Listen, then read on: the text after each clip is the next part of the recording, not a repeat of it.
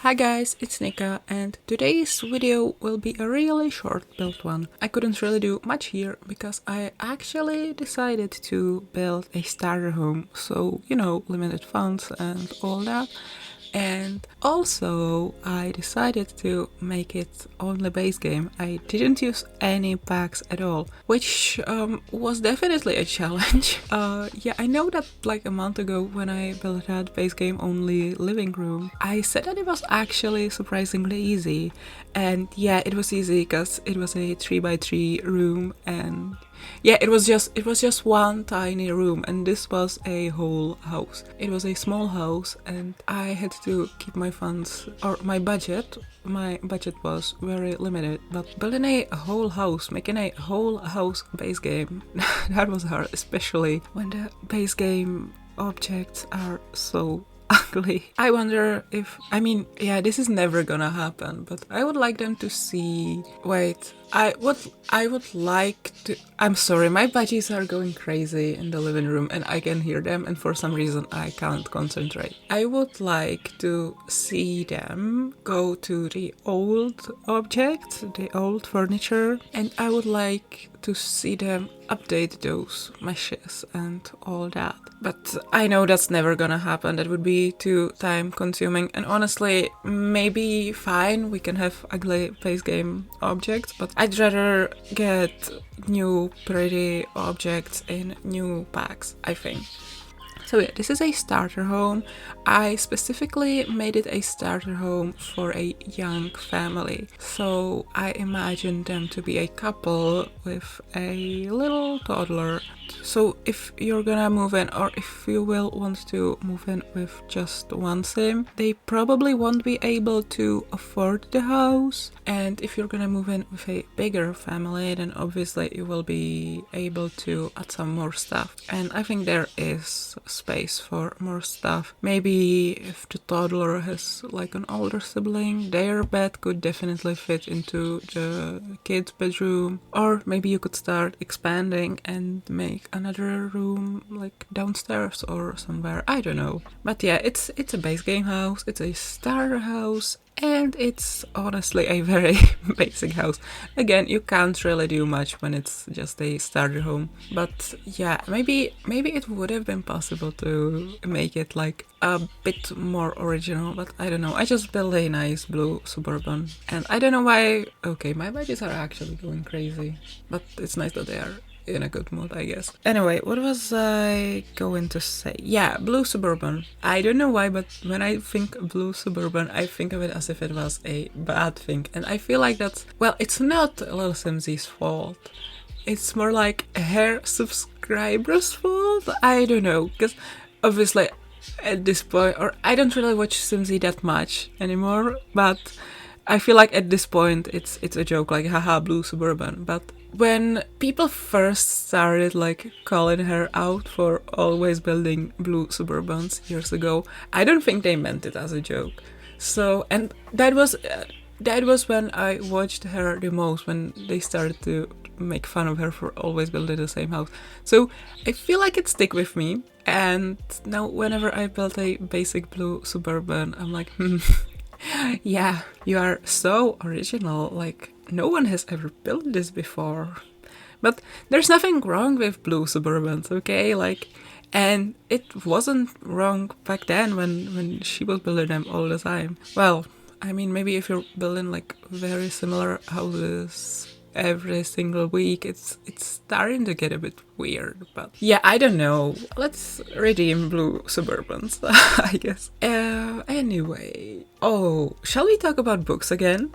Because in the video I was recording yesterday, I don't remember which one it was, but it's definitely already on my channel. I said that I was reading The Fiery Heart by Richelle Mead, the fourth book in the Bloodlines series, and I actually finished the book yesterday, and oh my god, the ending destroyed me.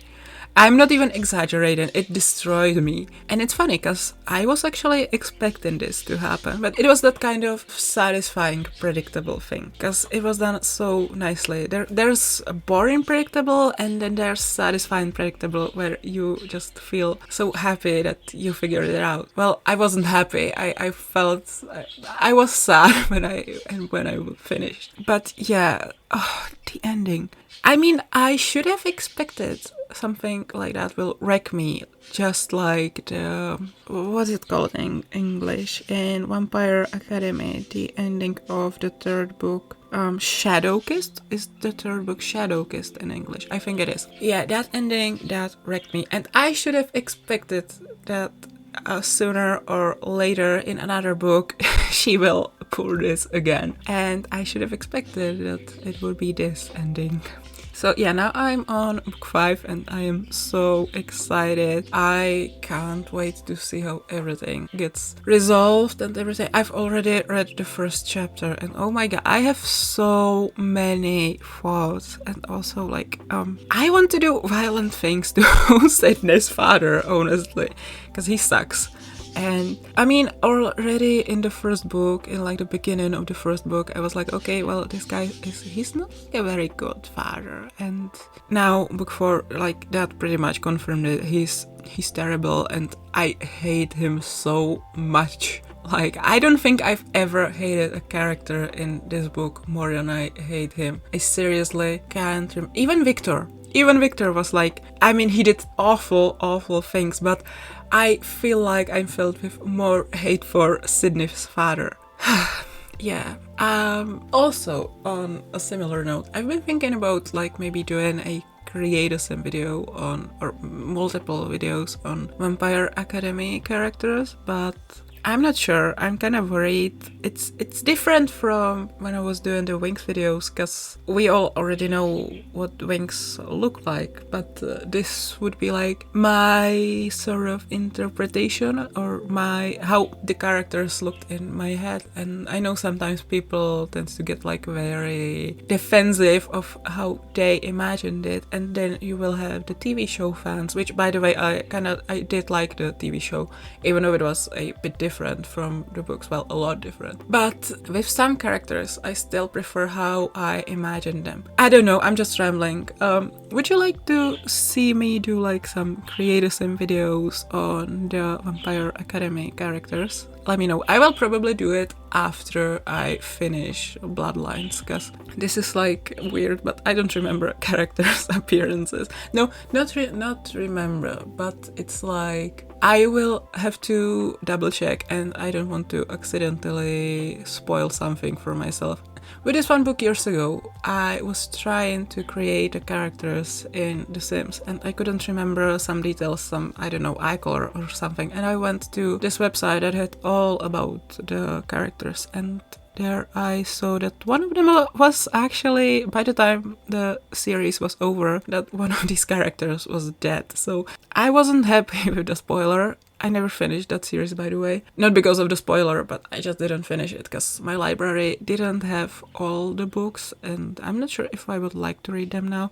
I don't know. It was the House of Night series. Is it worth it? Should I finish it? Should I go back to it? I remember I really enjoyed it, but it's one of those series that I'm not sure if I would enjoy it now. Then again, I felt the same way about Vampire Academy. For years I was afraid of reading it again because I was worried that it would not be as good as it was when I was 15-14. So yeah, if anyone has read the House of Night series, is it good? Should I maybe read it again? Yeah, let me know, because I've been thinking about it a lot and I don't really remember it much, so yeah, I'm just rambling again. So yeah, what else can we talk about in this video? I'm trying to think, maybe if we could keep it, because I started talking a lot about Vampire Academy, maybe I could keep talking about it. Oh yeah, since I mentioned the TV show, did you like the TV show, or did you even know there is a TV show? Because